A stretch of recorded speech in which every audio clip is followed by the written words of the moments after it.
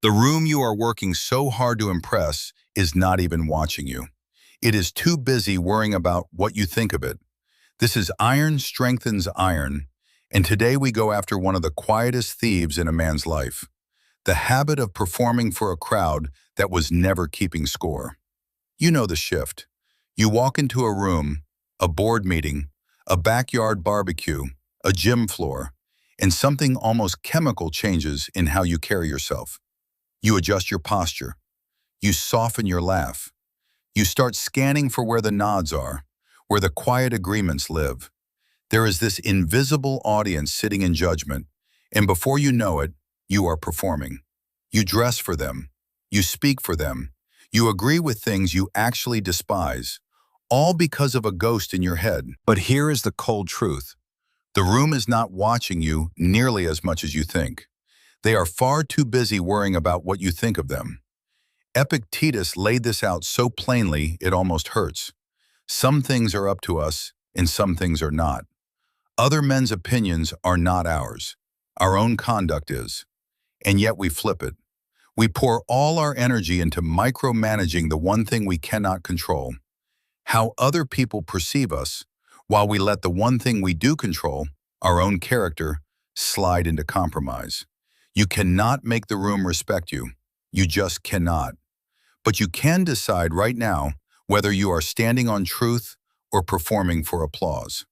That is the difference between a man who has weight and a man who is just a collection of reactions to other people's faces. And here is what really traps men.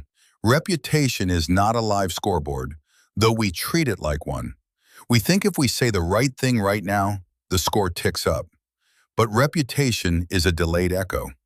By the time other people have settled on an opinion of you, the moment that formed it is already gone. So if you spend your life managing the echo, you are always living in the past, chasing a shadow.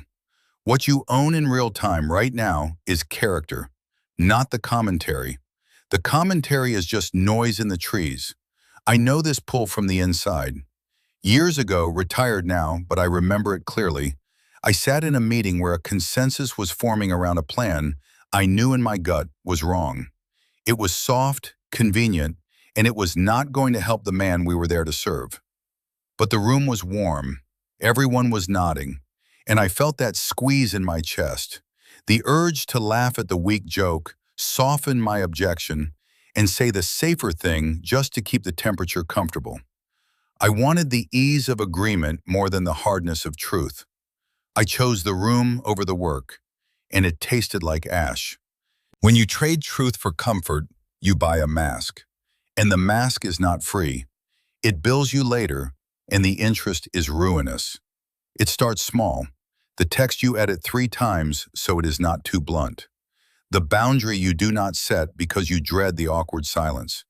The opinion you swallow because it is easier to let them believe you are on their side. This is not about loud rebellion. It is about how fast you trade clarity for social ease. Every time you do, you chip a piece off your own foundation. Marcus Aurelius had a brutal edge on this.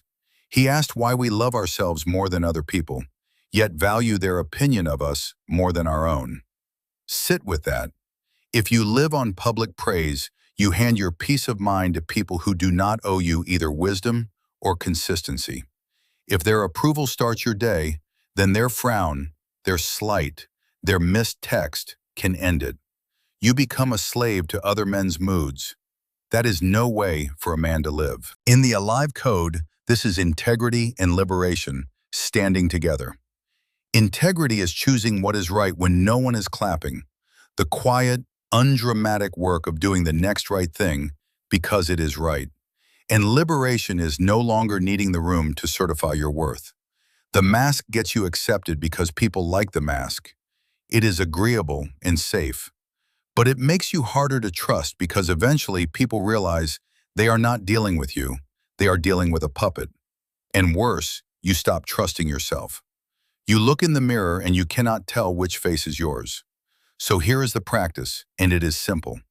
Just once today, catch one choice you are making purely for the room. A word, a post, a boundary you are about to let slip. Catch it, stop, and ask one question.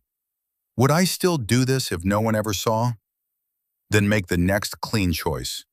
That is where the return starts. And if you are ready to stop performing and start building something that actually holds weight, step through the door. Go to door.ironstrengthens.in and take the free Brotherhood Readiness Assessment. It will show you exactly where the mask is starting to slip. Your work today is that one catch, one choice, one question, one clean answer. And then sit with this.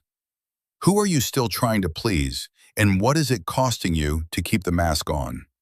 This is iron strengthens iron. And as iron strengthens iron, one man strengthens another. I will see you at the next rep.